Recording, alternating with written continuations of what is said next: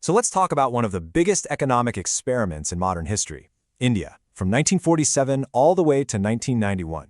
And this was way more than just about building factories or figuring out agriculture. It was really about building a brand new nation and finding its own way in a world that was pretty much split right down the middle. I mean, just try to imagine the scale of the challenge here. For India's leaders back in 1947, this was not some textbook problem. You've got a huge population, an economy left in pieces by colonialism. I mean, the stakes couldn't be higher. We're talking about the survival of the nation itself. So, what do? India's answer was pretty bold. They decided not to just copy the capitalist West or the communist Soviet Union. Nope, they forged their own path, a kind of third way. The idea was to create this unique hybrid, a mixed economy, guided by these really ambitious 5-year plans. Okay, so let's get into it. What exactly was this grand plan? Well, for the next 40 years, pretty much everything was built on this one core idea, the mixed economy. Let's break down what that actually means. You have to remember, back then, the world was basically split into two big teams. On one side, you had capitalism. Everything's driven by the market, by supply and demand, and the main goal is profit. On the other side, you had socialism, where the government is in charge of pretty much everything, and the stated goal is social welfare. So India's leaders looked at both of these models and said, maybe there's another way. And this is what they landed on, the mixed economy. It's a real balancing act, right? The idea was that the government would take control of the really crucial, essential industries. They called these the commanding heights of the economy. But at the same time, they'd still leave space for private businesses to operate. Think of it like a partnership, but one where the government was definitely the senior partner, holding the steering wheel. So how do you actually do that? How do you make this mixed economy work? Well, it all came down to the 5-year plans, and these plans were built around 4 really clear, really powerful goals. And these weren't just numbers on a spreadsheet. They were a vision, a blueprint for the kind of country India was trying to build. Okay, so the whole strategy basically stood on 4 legs. First up, growth. Pretty simple. Just increase the country's ability to produce stuff, goods and services. Second, modernization. Now, this wasn't just about new factories. It was also about changing the social outlook, things like promoting gender equality. Third, and this one was huge, was self-reliance. For a country just shaking off colonial rule, being able to stand on its own 2 feet was everything. And finally, number 4, equity, making sure that the benefits of all this growth were shared by everyone, not just a lucky few. There's a simple way to think about that first goal, growth. If a cake is bigger, more people can enjoy it, right? The thinking was, if we can just grow the whole economic pie, the GDP, then there will be bigger slices for everybody. It's a pretty straightforward idea. But of all those goals, self-reliance, man, that was the big one. It was emotional, it was political. The memory of being dependent on another country was still so raw. So this drive to make everything at home, from food to steel, was an absolute top priority, especially in those first few decades. Okay, so let's look at how this all worked in practice. And a great place to start is with agriculture. Because before India could even think about building massive industries, it had to solve a much more fundamental problem: how to feed its own people. And the solution was a huge, high-stakes gamble.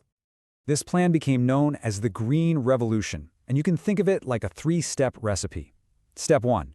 You start with these incredible new, high-yielding variety seeds, or HYV seeds. But there was a catch.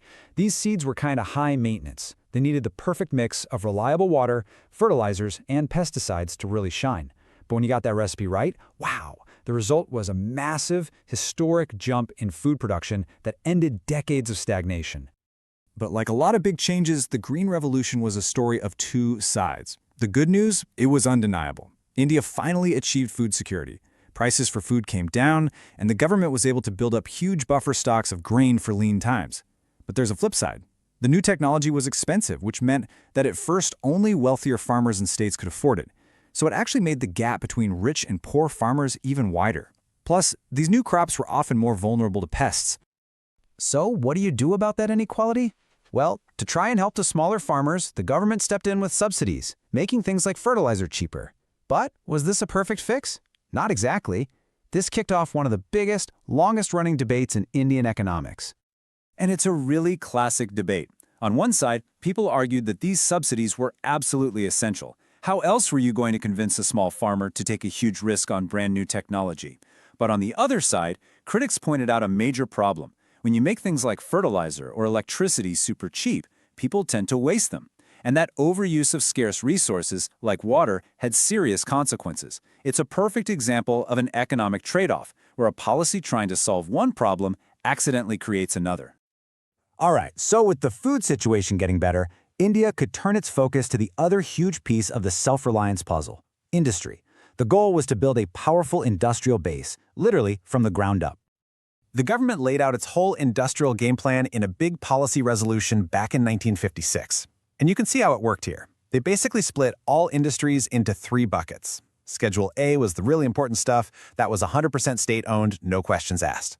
Schedule B was mostly state-led, but they'd let the private sector help out. And then Schedule C was everything else that was left over for private companies. The message was crystal clear. The state was running the show. For private businesses, you pretty much needed a government license for everything, a system that people started calling the License Raj. So, how did they protect all these new homegrown industries?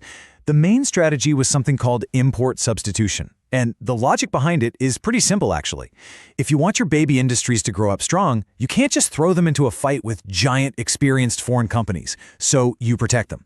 And India did this in 2 main ways. First, with high taxes or tariffs that made imported stuff really expensive. And second, with quotas, which just limited how much foreign stuff could even be brought into the country. It was all about looking inward, building from within. Okay, so after 40 years of all this, 5-year plans, the Green Revolution, closing the doors to imports, what was the result? Let's step back and look at the final report card on this massive 4-decade-long experiment. Look at this number, 24.6%. That's the share of India's GDP that came from the industrial sector by 1990. Back in the 1950s, it was just 11.8%. So it more than doubled. That is a huge deal. It shows that, yeah, the plan to build a domestic industrial base actually worked in a big way. So when you look at the final report card, it's not surprising that it's mixed. There are some A-plus achievements, for sure. India created a really diverse industrial base, and, crucially, it achieved self-sufficiency in food. That's a strong foundation.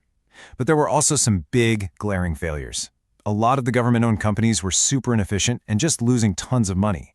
And all that protection from foreign competition, it meant there was no real pressure to improve or innovate. I mean, think about it. If you're the only company in the country allowed to make a car, it doesn't have to be a very good car, does it? And this really gets to the core paradox of this whole period. The system worked. It successfully built the foundation of a modern nation. But, and this is a huge but, the very policies that had protected and nurtured India for all those years were now holding it back, actually strangling its potential. And this was all leading the country to the brink of a massive economic crisis. That crisis in 1991 sourced a moment of truth. It was clear the old model had run its course. The way things had been done for the last 40-plus years just wasn't going to work anymore. And that left the entire nation facing one giant, critical question. What now? What had to change?